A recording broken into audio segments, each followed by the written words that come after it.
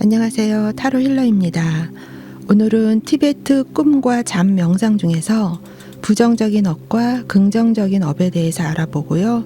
그런 감정과 행동에서 해방되려면 어떻게 해야 하는지 소개해 드리도록 하겠습니다. 그럼 시작하겠습니다. 부정적인 업. 만약 우리가 어떤 상황에 부정적인 감정으로 반응한다면 마음속에 흔적이 남는다. 그리고 그 흔적은 마침내 무르익어 삶의 상황에 부정적인 영향을 준다. 예를 들어 어떤 사람이 우리에게 화를 내고 우리도 그에게 화를 냈다면 우리는 우리 안에 분노가 일어날 가능성을 높이는 흔적을 남긴 것이다. 그리고 더 나아가 이 흔적은 우리의 습관적 분노가 일어날 2차적 상황을 더 자주 맞닥뜨리게끔 한다. 만약 우리의 삶에 화낼 일이 많거나 화낼 일이 많이 생기는 누군가를 알고 있다면 이를 쉽게 이해할 수 있을 것이다. 화가 많은 사람은 화를 낼 수밖에 없는 상황을 계속해서 마주하지만 화가 적은 사람은 그렇지 않다. 이들의 외적 상황은 어쩌면 비슷할 수도 있으나 업의 경향성이 다르면 주관적 세계도 다르게 창조된다. 감정이 충동적으로 표현되면 강력한 결과의 반응이 생성된다. 분노는 싸움이나 파괴 같은 것들을 불러온다. 이로 인해 사람들은 신체적, 감정적으로 해를 입을 수 있다. 이는 분노에만 해당되는 것이 아니다. 두려움이 충동적으로 표출되는 것 역시 두려움을 느끼는 이에게 굉장한 스트레스를 줄 수도 있고 그를 다른 사람들과 멀어지게 만들 수도 있다. 미래에 부정적 영향을 미치는 이러한 부정적 흔적들은 어렵지 않게 찾아볼 수 있다. 억압된 감정 역시 부정적인 흔적을 남긴다. 억압은 혐오의 표현이다. 이것은 우리 내면의 무언가를, 즉 우리 경험의 일부를 억누르고 문 뒤에 숨긴 후 그 문을 잠가버리고 어둠 속에서 지내도록 강제하고 적대시하는 것이다. 적절한 2차적 원인이 그것을 튀어나오게 하기 전까지 말이다. 예를 들어 우리가 다른 사람에 대한 질투를 억압하면 그것은 결국 감정의 폭발로 표출된다. 아니면 질투심은 우리가 은밀히 질투하는 그 사람에 대한 냉혹한 판단으로 나타나기도 한다. 우리가 스스로 질투한다는 사실을 부인할지라도 말이다.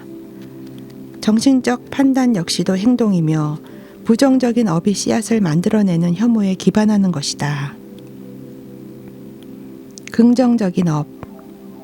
우리는 두 가지 부정적 반응, 즉 업의 경향성에 따라 행동하거나 억압으로 인한 행동에 끌려다니는 대신 잠시 멈추어 스스로와 소통함으로써 부정적 감정에 대한 해독제를 만들 수 있다. 만약 어떤 이가 우리에게 화를 내어 우리도 화가 올라온다면 자비심이 그 해독제가 된다. 자비심을 유도하는 것이 처음에는 억지스럽고 인위적인 느낌이 들 수도 있다. 그러나 우리를 자극하는 사람이 그 자신의 조건화로 인해 고초를 겪는 존재임을 깨닫는다면, 그리고 더 나아가 그가 자신의 부정적인 업에 갇혀 있기 때문에 의식이 속박되는 고통을 겪고 있음을 깨닫는다면 우리는 어느 정도 자비심을 느끼게 되며 우리의 부정적인 반응들도 놓아버리게 된다. 이렇게 한다면 우리는 우리의 미래를 긍정적으로 형성하기 시작한 것이다. 물론 이러한 새로운 반응 역시 욕망에 기초한 것이다. 위 경우에는 그것이 미덕이나 평화, 영적 성장에 대한 욕망일 것이다.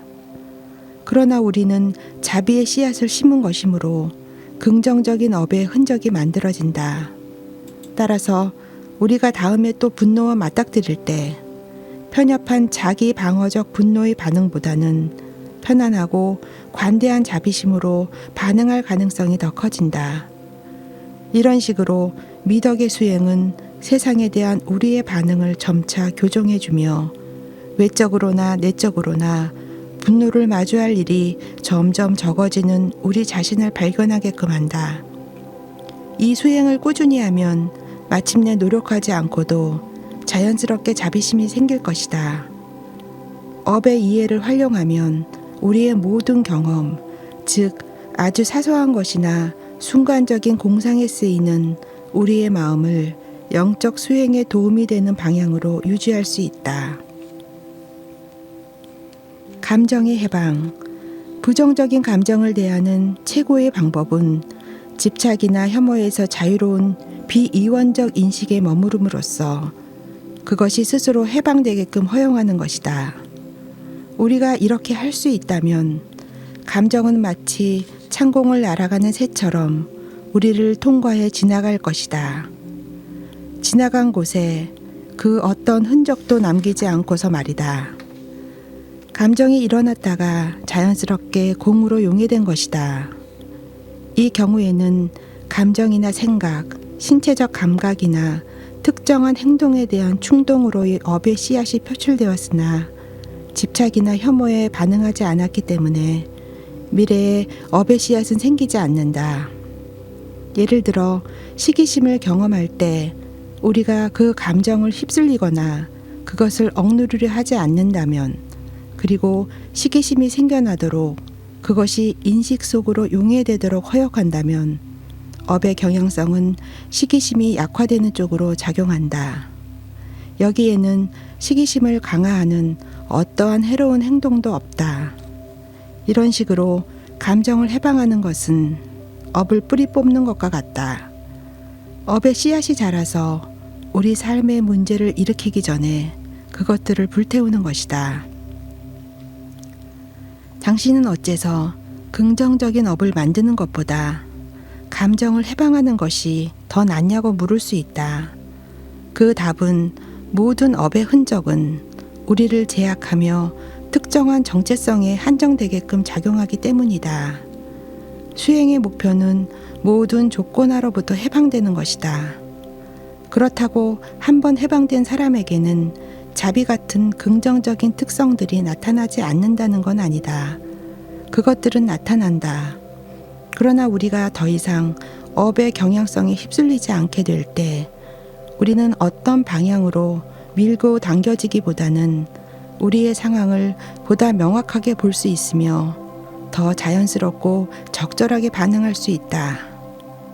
물론 긍정적 업의 경향성에서 생겨난 상대적 자비심은 매우 좋은 것이지만 그보다 더 좋은 것은 업의 조건하에서 해방된 개인에게서 어떠한 노력 없이도 완전하게 생겨난 절대적 자비심이다. 절대적 자비심은 더 넓고 포괄적이며 더 효과적이다. 또한 이원성의 환상에서도 자유롭다. 감정이 스스로 해방되도록 허용하는 것이 최고의 방법이긴 하지만 우리의 수행이 발전되고 안정되기 전까지는 이것을 실천하기는 좀 어렵다. 그러나 이제 우리 모두는 감정이 생겨날 때 잠시 멈추어 우리 자신을 점검해보고 가능한 더 명민하게 행동하기로 결정할 수 있다. 우리는 업에서 오는 습관적인 힘과 충동적인 힘을 완화하는 방법을 모두 배웠다. 우리는 우리가 경험하는 감정이 그저 과거 업의 흔적에서 생기는 결실임을 스스로 상기하는 개념적인 과정을 활용해 볼 수 있다. 그러면 특정 감정이나 견해로 인한 정체성이 옅어질 것이고 우리의 방어성도 놓아버릴 수 있을 것이다. 감정의 매듭이 느슨해질수록 정체성도 옅어지고 포괄적으로 변한다. 우리는 더 긍정적인 반응을 선택하여 긍정적 업의 씨앗을 심을 수 있다. 다시 말하지만 중요한 것은 감정을 억누르지 않고 이 과정을 행해야 한다는 것이다. 좋은 생각들을 떠올리려고 노력하는 동안에는 분노를 몸에 꾹 억누르지 말고 긴장을 푼 상태로 자비심을 내야 한다. 영적 여정은 우리의 먼 미래나 다음 생애에만 유익한 것이 아니다. 어떤 상황들 속에서 더 긍정적으로 반응하는 훈련을 하면 우리 업의 흔적을 바꿀 수 있게 되며 우리가 이끌어가고 있는 바로 지금의 삶에도 긍정적인 변화를 가져오는 자질을 개발할 수 있다. 아무리 작고 사소한 경험일지라도 모든 경험에는 결과가 따른다는 것을 보다 명료하게 볼 수 있을 때 우리는 이러한 이해를 바탕으로 우리의 삶과 꿈을 변화시킬 수 있다.